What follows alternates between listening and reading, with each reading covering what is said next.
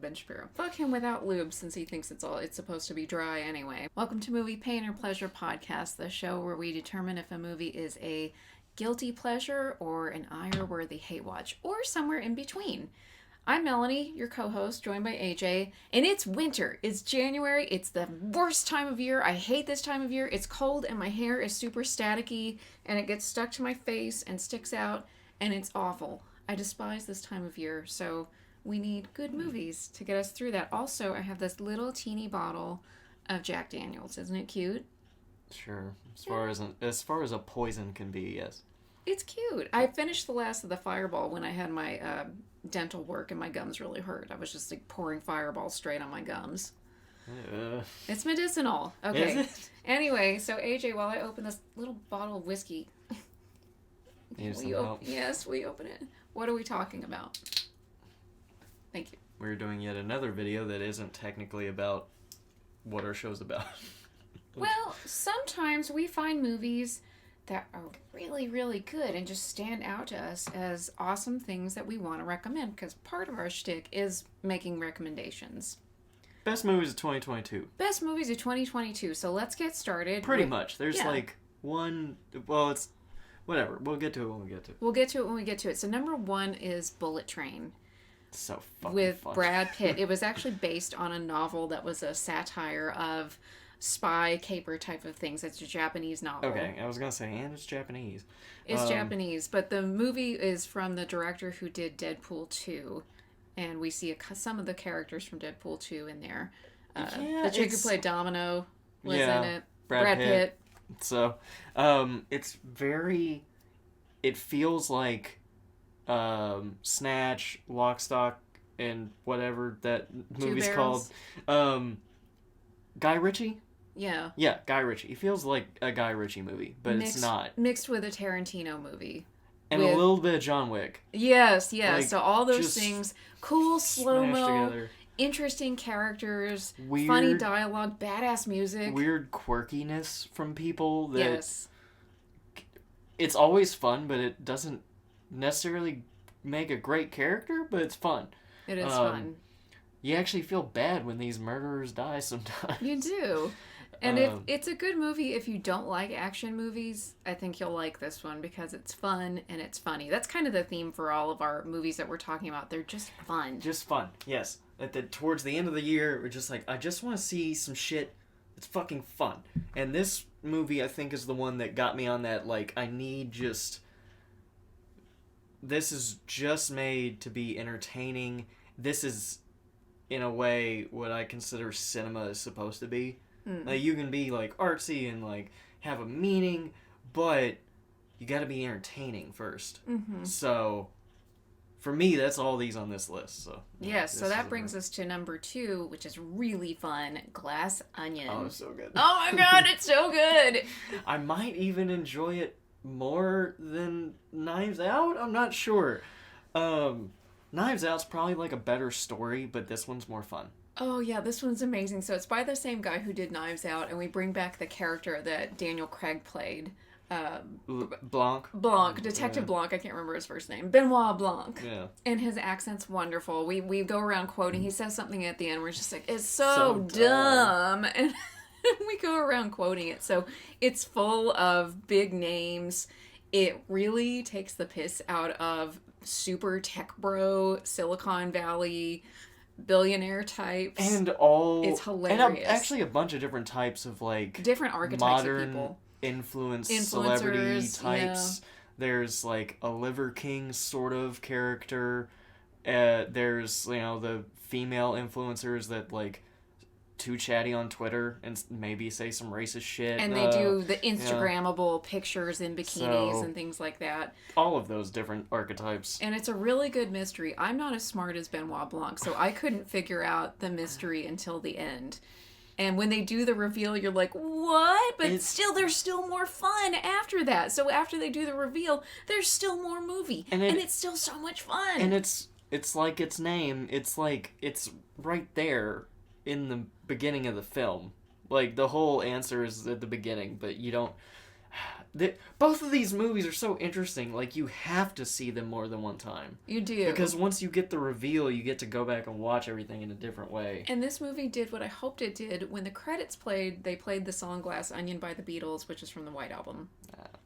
So. I don't care about that part. Oh, and speaking of influencers, just because, fuck Ben Shapiro. Because he was talking shit about this movie. He was super pissed because he sucks Elon Musk's dick all the time, and it's sort of making fun of those types of billionaires. He was just mad that he didn't write it. Yeah, that's true. He's a failed writer, so. So I've been begging AJ to get back into horror movies because for a while that's what I watched when I was really depressed. And then I realized I really love horror movies. And so Halloween, October, we're watching horror movies. You're the weirdest, like, convert ever. Like, I told you converts are the worst. You had no interest in horror movies. Like, we can't watch it, it's too dark. Yeah. All for years of like, it's already getting dark out. Yeah. and then it was like, okay, every Sunday we'll pick out either a really good one or like a really stupid funny one. Okay. And now it's like any time of day, any time of week. I'll watch The Ring in the middle of the night. I love horror movies. So I was begging to watch this movie, Black Phone, which is based on a story by Joe Hill, who is Stephen King's son and, dare I say, a better writer. He's a better writer. I love Stephen King. I mean, okay, to defend Stephen King, his son had Stephen King to kind of jump off of. Yeah. Like, not like he gave him his career. He totally, like, picked a fake name and all that shit, did the same thing that his father did, strangely enough. But, you know, when you're growing up around a craftsman of a certain type of thing, you're bound to, like, absorb some. You're bound to pick up the craft. So Black Phone is a story set in the 70s about a serial kidnapper. So it's got some good music at the beginning, and it focuses on a little boy who's kidnapped by a character called the Grabber. And there's a mysterious supernatural phone in the basement where he's being held. And he starts to learn things from, I don't want to go into too many details, from the phone of how to survive this situation. So it's kind of another good mystery. Yeah. Sort of like Glass Onion. And, okay, there are some things you're not gonna get out of the movie. So there are certain types of horrors and sci-fis and, like, fantasy stuff where you really want answers, and then there's other times, like, it's probably best you don't get answers. Even though you're sort of annoyed. Like, you want answers, but you know if they try to explain it would be dumb. Mm-hmm. This is, like, where they're like, we're not going to explain entirely how certain things work. But that's kind of a Stephen King and Joe Hill type of thing. Things just exist as they are. Sometimes Stephen explains too many things, and it's weird. Yeah, but you know what I liked about this one, because we've been complaining about this with other movies, is that it didn't have too many side stories that it had to go resolve. It's a simple story, and that's what we follow throughout the entire movie. And it is very Stephen King, like, super extra. I know it's his son that wrote it, but, like, this is him sitting on his Stephen King whatever, like, inherited throne. Okay, but this movie is way better than most movies based on Stephen King books. Yeah. And that just happens to be, that's really not Stephen King's fault. His books came to fruition in the 80s and 90s. Yeah. And there were some bad adaptations. Joe just seems to have better adaptations than his dad. Are you thinking of In the Tall Grass?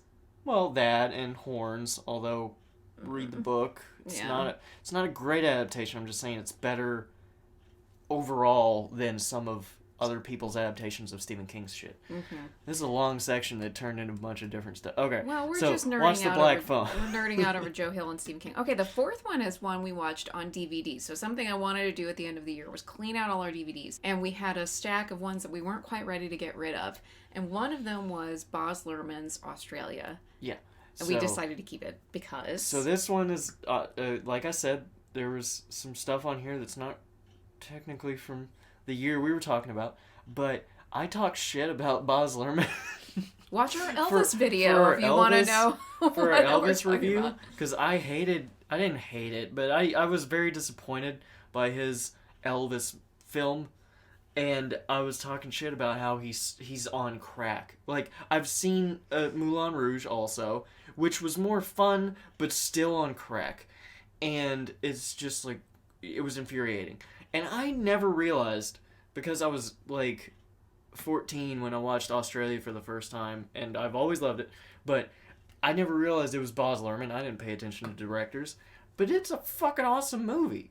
It's an awesome movie. It feels like a classic. Like, I don't know how to put it. It's just a clean, classic film. Like, there might be some fucked up shit, but it feels like almost wholesome no matter what. There's a hero and a villain and a quest.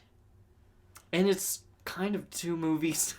Kind of. Which you could make a big complaint about if you wanted to. Like, I definitely, every time I watch it, like, I still remember, like, the first time I watched it, that I was like, oh, okay. Okay. We're still going. Oh, it's a new thing. Oh, okay. Alright. Cool. We're doing a new thing. Fine. But yeah, that one's awesome. Also, just as a side note, Romeo and Juliet by Baz Luhrmann, but that's more because I hate Romeo and Juliet, and the style makes up for it so much because it's so weird. I cried twice when we watched Australia, and one was for a character that I didn't even really care about. Yeah. Yeah, they have some good... Well, I won't say what. Just in case nobody's seen it. Go watch Australia. Just go see it. Okay, number 5 is a very controversial one that has gotten some hate on social media, and that is The Menu with Ralph Fiennes and Anya Taylor-Joy. How can you hate this? It's so weird and creepy and horrifying. I love it. It is... I've said this multiple times now. It's a funhouse mirror of, in some ways, of Glass Onion. Explain. It's... Glass Onion is more obvious. Well, they're both not, like, super subtle. But, like, I don't want to say the attack. The deconstruction of the rich archetype. In Glass Onion, it's, like, influence and celebrity and tech shit.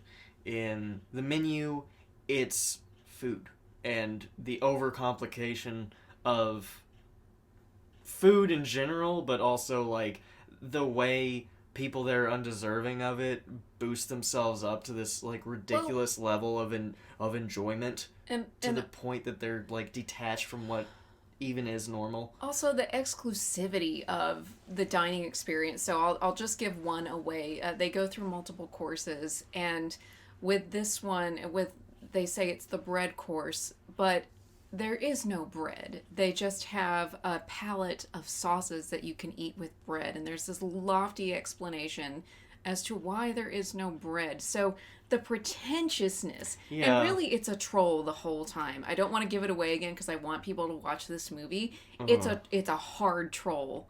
It's good. Awesome. It's so good. It's so good. Like, every single one of these movies, except for Australia, because I've seen it multiple times, I'm like ready to go back and watch again, and this is right up there. Like, I could just immediately start it over and go through it one more time. Oh yeah, I love this movie. And again, it's kind of a mystery. That's the theme that we have, other than Australia. We have these mysteries that we have to solve. So our last movie is not a mystery. We'll get to it in a moment. We've got 2 dishonorable mentions. And one of them is Blonde with Ana de Armas. So, okay, so we just talked about how the previous couple of movies, well, not, Glass Onion and The Menu are like teardowns of people that are, I don't know, gatekeepy and too full of themselves, and they're artistes. And Blonde is the movie version of what you want to tear down.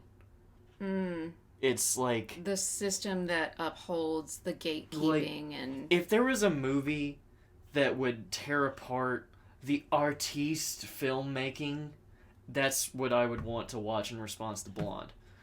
Because the whole thing, the actual direction, is look how fucking weird I can make this and how trippy I can make this. Look how I can make it an art house film. So Blonde is based on a novel by Joyce Carol Oates that was a fictionalized reimagining of what that tag on your shirt is really loud. Sorry. A fictionalized reimagining of Marilyn Monroe's inner thoughts and what she went through as her outward appearance as an icon and her inward real person, a real troubled person. And I really liked the book. I read it 1,000 years ago, and it works well as a book. The movie just felt exploitative, which some will pop up and say, well, it's supposed to be. It shows how Marilyn Monroe is exploited, but it feels like it's just exploitation on top of exploitation. I feel like Ana de Armas was exploited. She was super exploited in this. Yeah. Like, there's so many things that they didn't need to show. They didn't need to have her naked for so much of the movie. Or even at all, if I'm not going back to remembering that shit, but there would have been better ways to go about it. And they could have done the same insinuations with moments in the film that were like really gratuitous without showing it the way they did. And it was rated NC-17 for a reason. For no reason. The director didn't seem to give a fuck about the movie at all that he was making. And this is... Okay, it's bad enough that it's already a novelization of, you know, a person's life and maybe how they felt. But on top of that, it was only loosely based on that. So then it's basically a fantasy, which... Okay, I'm gonna have to, like, bleep this later, so our video doesn't get taken out or anything. But this is a fantasy, the entire film. It is. Like, it's...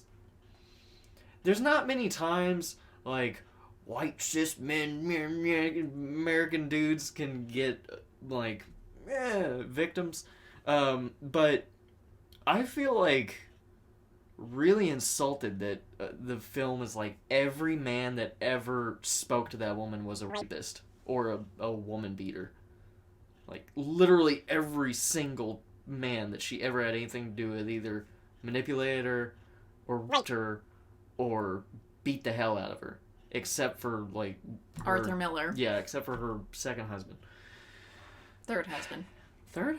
She was married briefly when she was really young. Oh, they didn't even. I don't know if they show that, or we had to stop and start this movie so many times. They don't give resolutions to a lot of the moments. We just skip straight past. Okay, when she gets divorced from one person, I have two things. One, they completely fictionalized the moment that led up to her death, kind of a triggering moment that did not happen at all in her real life. Also, two, here's an analogy. You know the pretentious avant-garde menu that the chefs presented in the menu to their audience? That's what this movie is. Yeah, but it's not doing it ironically. Yeah. I don't understand. And it's so insulting to Marilyn Monroe. Yeah. Like, for one, I think we've had enough. Like, if anybody wants to look into her and enjoy her actual works, that's cool. But, like, as, like, the icon of Marilyn Monroe, she's been gone for so long. Just leave it lie. Let her rest. Don't be like Kim Kardashian and tear apart her legacy. Literally, with her ass. Fuck you, Kim Kardashian. Yeah, fuck you. Just leave her alone. And don't make something that's 3 hours long, insufferable, and tears apart who she was. She, like, in the beginning, sometimes they did little things to make it seem like, oh yeah, she's a well-read girl. People don't take her seriously. She's smart. But then across the entire movie, she gets played by everybody. She stops showing any intelligence at all. And then, like, big moments that actually happen in her life, they cut out, like her creating her own production studio because she was tired of being undercut by, like, men actors in the payment. That's a really interesting thing that they could have added, but instead we had another scene. He was a lot angrier about this movie than I was. So, yeah, all those things. Although I think it works as a book, not so much as a movie. It was just overly exploitative. Okay, other dishonorable mention is a movie from... Oh, last thing. Okay. Ana de Armas, please don't make any more movies like this. You don't have to. You've made it. Make good movies. Make good movies. Knives Out too! I enjoy her in movies so much. She's so enjoyable. She's adorable. And she's so cute. just don't. I feel like they dangled the. It's like it's Marilyn Monroe. It's a huge part. They dangled it in front of her, and then they forced her to do all this shit they didn't need to do. Mm-hmm. So, second level of abuse. Anyway, okay, now we can move on. Yes. Kind of like, I won't go into details, but Last Tango in Paris, which I've seen, and there are stories about how the director was exploitative of the woman who was Marlon Brando's lover in the film, and there's a particular scene where she kind of didn't know something was going to happen, and it happened, and they did it for the good of the movie, but it was really traumatizing to her. So Hitchcock abused and exploited the women in his films too. Anyway, the other dishonorable mention is actually a movie from 2021, but we watched it last year, and it's called A Banquet. And it's a British horror film. This was when I was just like, I want to watch all the horror movies. Let's watch horror movies. It didn't deliver on what it promised, and it was boring as hell. And when you read about it, people say, oh, it's about an eating disorder, it's about anorexia. I've had anorexia, I've had an eating disorder. You could make it a lot more creative than what they did. It was just boring, and it didn't pay off. The problem, the most annoying part, was that they did just enough that you stuck around for the whole movie. You kept thinking it would turn around. Like, the photography of the film is interesting. I don't know. It's a very pretty, it's a beautiful movie, the way it's shot, the deep, rich colors, and and they do the yeah. thing to make, good food feel dirty, things like that. But, like, okay, they didn't. They're supposed to walk the line between mental illness and supernatural shit, but which is hard to do. A lot of the times movies will sort of walk the line, and then they'll totally commit to one. Like Hereditary, which I won't say which one they commit to. Oh yeah, they commit hard at the end. I do wish they would have been a little more in the middle, because that was just an interesting way to do it. But okay, it's still an awesome movie. This one, it like stayed on the fence, but it did it real slow. And then by the time you get to the end, you realize there was nothing. So I don't give a fuck if anybody watches this, so I'll just explain it. Her supernatural moment where the main girl, thinks that she's, or at least she says she thinks this, that she's been, like, given powers by, like, nature or the moon, a red moon. She gives that to her mom, convinces her that, no, it's cool. I don't have to eat anymore. I'm special. Something's coming. Like, she flat out just fakes her weight on the scale so her mother will eventually leave her alone, and she, like, goes into long months of not getting up or shit like that. And then by the end of it, it's like, oh, she was just hibernating because she was starving herself, and then at the last minute she told her mom, this is the moment, something's about to happen, I have to stay here, don't take me to the hospital no matter what I say. And then she dies from starvation. The entire thing was just the eating disorder, which annoyed the fuck out of me. It would be fine if you could argue with yourself that that's what it was, but they didn't put out any more, like, clues as to what her supernatural possibilities might be. So it was infuriating. I have two thoughts on that. The movie, and I've mentioned this before on our show, the one that does ambiguity the best of is it mental illness or is it supernatural is The Exorcism of Emily Rose, and you still don't know at the end what it is, but that's a satisfying ending. And then two, I don't think, if we're going to go and say that, yeah, this was based on an eating disorder, then explore the nuances of that a little bit more. If you want to watch a mental illness explored in uncomfortable depth, watch 8. Yes. It's an Australian film. So good. And it's all shot in one take. It's just one woman and her OCD, and it is incredible.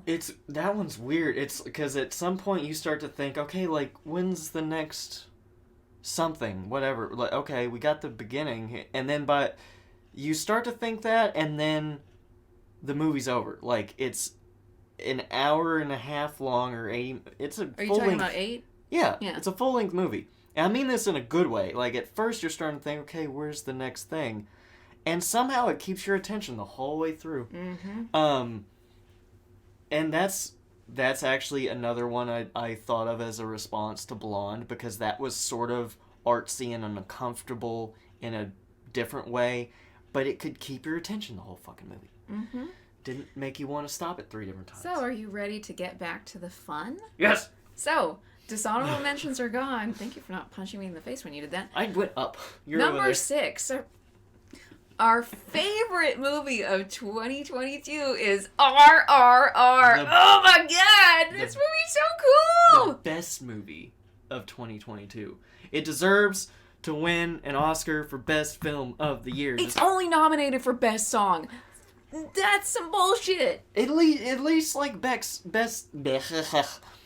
action something. So, dare we even try to explain what this movie is about? First of all, let's just say a little bit. It's an Indian film. It's Tollywood. It's from Telugu. As opposed to Bollywood, so I think it's in a different language than Hindi. But and I've seen several Bollywood movies, so it does have that over-the-top style, but my god, you can see all the previews you want. You will not know what this movie is about. Yeah, we didn't at all. Okay, this was 3 hours long. It does keep your attention for 3 hours, and you want more. There's dancing, there's singing, there's tigers, there's the evil British Empire. It's a Star Wars movie. It is a Star Wars movie. There's a bromance to end all bromances. There's a moment where the evil British guy says to one of the Indian guys, "So now you see the inner workings of the Empire," and I'm like, "Oh, he's a Sith Lord." But and they do a ton of CGI. But it's so ridiculous. I mean, a dude throws a leopard at another dude. It works. It's so crazy. It's not totally realistic, but it's really good, and it's not total realism. It's bananas, bonkers, wild. But when they actually get down to like the fighting and stuff, the choreography and the stunts are amazing. It's so fucking good. Yeah, and their stuntman is named King Solomon. There's a ton of energy. Yeah, the King fucking Solomon. That's You know he gets the ladies with a name like that, King Solomon. So anyway, what were you saying about the? There's so much energy to all the action, and I know it's like a lot of wire work. It's very kind of like wushu Chinese in a way, but also a little more modern and Western too. And it's a bunch of wide shots, so you get to see everything. It's not like super close up where they go. And they move around all the fucking place. You see flying sidekicks and flying tigers and flaming motorcycles. And the best part, oh god, I love this movie, is the bromance. Is like the best bromance that's ever bromanced. Yes, and okay, you can play fun songs over the sequences. There's a moment where the two guys connect and they save a little boy, and then which they is do this ridiculous but awesome scene. It's so awesome, and they go on this montage of like going fishing and punching a punching bag and just having all kinds of fun together as dudes. So we always like to watch a movie and then we'll go back and we'll play funny music over a scene. It's usually a montage or like an action sequence. It's not just randomness. So over this part where their bromance blossoms, I played "You're My Best Friend" by Queen. And it was perfect. But the perfect one. You explain the perfect one. Oh. I thought of this, I almost forgot, and then I did it, and I was questioning it all the way up until we played it. During Nacho Nacho, which is apparently a song about dancing like really aggressively like a fucking bull or something. It's the most manly of dance songs. Yes. They have a dance-off with the evil British people. A dance-off! And this is like 1920. And also, like, the songs are already really good. Like, the songs in Bollywood movies are pretty fucking cool. This is Tollywood. Sorry, Tollywood. What? I'm sorry, but it's pretty similar. It's from India. Tollywood. They have very good music. Anyway, so the one I picked, Nacho Nacho, there's like this whole scene where during the bromance, Raju is trying to get Beam to basically look good in front of everybody because he's got a thing for Jenny, Beam, the white girl. Yeah, he likes Jenny. And so I played. It's not Gabe, it's a three-way. By the Lonely Island. By Lonely Island. And it was perfect. It was perfect? Like... all the way to Helicopter Dick. All the way. It's so good. Anyway. It's so funny. So, yeah, okay. I have to explain this. as a dude, I'm sure women can appreciate this too, but as a dude, think of like when you were with your best friend in a time where being together and doing something just made you feel like you could pretty much do anything. Like, I don't know what either you're like going out to meet people, or like you're on you're playing a sport and you're on the same team and you're the guys, but whatever it is, where you're like totally in your groove and the dude next to you is going to help you finish anything you need to be done. That's like these two. Like, immediately they're like, I'm the baddest motherfucker ever. I'm the baddest motherfucker ever. Let's fucking hang out. Yeah, it's like the power of friendship times a million. And there's drama, and there's sadness, and there's violence, and there's the comeuppance at the end. The way they get those British people. There's Sun wasn't going to set on that part of the British Empire. There's, dare I say, a Death Star moment. There is a Death Star moment. Oh my god. So, there's an evil Sith Lord, and there's a Death Star destruction moment. So... Oh, this movie's so cool. It's on Netflix. Fucking watch it. Watch it. Yeah, so fuck Blonde. Go to Blonde and downvote it, just because. Don't watch it, but downvote it. And then go to RRR and watch it right now and give it that double thumbs up. So, recommendations are all these movies we talked about other than our dishonorable mentions, and RRR. That will be my recommendation forever. God. That is one of the best movies I've ever seen of all time. Yeah, it's on my best ever list. Like, yes. Immediately. So, if you want to join our bromance, join our cult, and be my victim, you can follow us on YouTube, Discord, Twitch, Anchor, Spotify, iTunes, and Instagram at Movie, Pain, or Pleasure Podcast. Throw a tiger at a white